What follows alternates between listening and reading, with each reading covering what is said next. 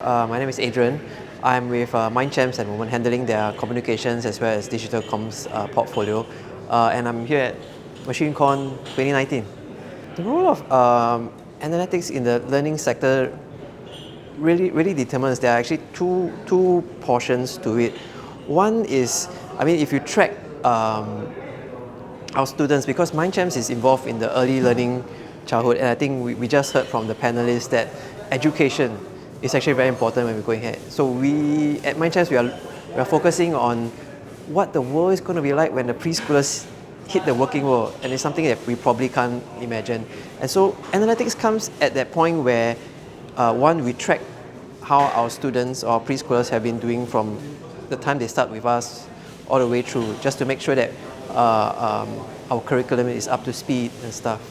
Okay. Then the other part where analytics comes into play is where we reach out to our audiences in terms of our customers, or audiences in terms of our stakeholders.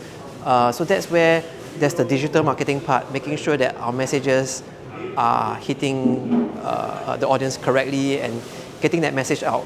And we look at that in terms of how we are going to reach our KPIs, in terms of the marketing, the campaigns, as well as various media exposures. First of all, we need to understand who we are targeting. We can't be targeting people who there are various groups, and we have to identify them. First of all, our primary audience would be parents that are looking for that, and then we have to track where they are. The secondary range would be employment, people who are considering going to the early childhood teaching space.